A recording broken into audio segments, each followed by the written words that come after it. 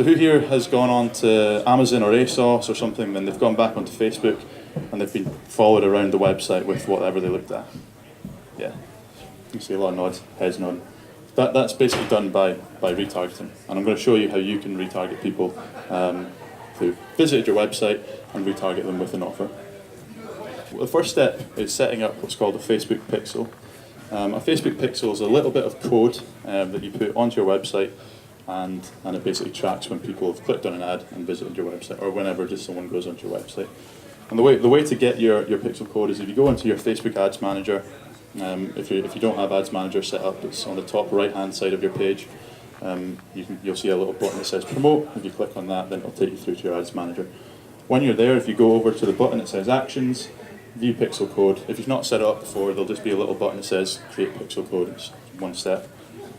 Then you take that code, and if you've got a web guy, I would just send it to them and get them to deal with it. It goes in between your header tags. Don't really know what that means. But if you've got a WordPress site, there's a plugin called Pixel Your Site, which you can simply just copy and paste your code into that, and it'll put it throughout your website, and that's it. So that's your Facebook pixel, and the plugin for that is Pixel Your Site. The next step is creating a custom audience. So if we're back on this page here, which is in your Ads Manager, next to the Actions button, there's a button here called Create Audience. When you click on that, this little button will pop up. It'll have your pixel ID there, and in the website traffic it says anyone who visits your website, and then in the last, and I would change that probably, for this funnel I would change that to 1 day, so everyone in the last 1 day. And then name your audience, anyone who's visited, whatever you want to call it. And what that basically means is anyone that visits your website in the last 1 day and fires the pixel code, this Facebook will create an audience for that, and then you can target people with that audience, like here. So when you go to create an ad and you've chosen your advert objective, which is probably going to be conversions or send people to your site, in the custom audience box, you'll just simply type in the audience name that you just created. So anyone who visited Blue Cliff Media in the last 24 hours.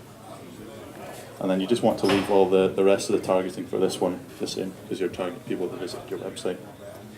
And then once you've done the targeting, you create your actual ad. So this is an ad that I set up for my social media course. And when you're creating a Facebook ad, there's kind of five main aspects of an ad. You've got the image, the headline, the text, the newsfeed link description, and the call to action. What I want you to think is when you are creating an ad is to choose multiple images when you're setting an ad up first.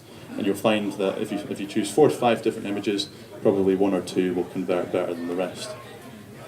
And when you are choosing an image, for some reason this was the image that converted best on this advert.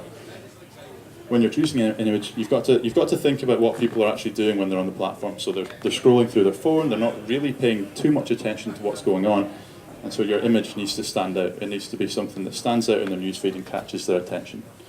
When you've caught their attention, their eyes are going to go here to the headline, and you want to spark an emotional reaction, or get that person thinking about a problem that they have, or an opportunity that they can have with you. So I've got social media marketing made easy. So these people, if I've caught their attention with the image, they see the headline, social media marketing made easy. If they find social media marketing hard, chances are I've caught their attention there. Then their eyes are going to go up here, and this is where you can provide a bit of context about what it is you're actually offering them.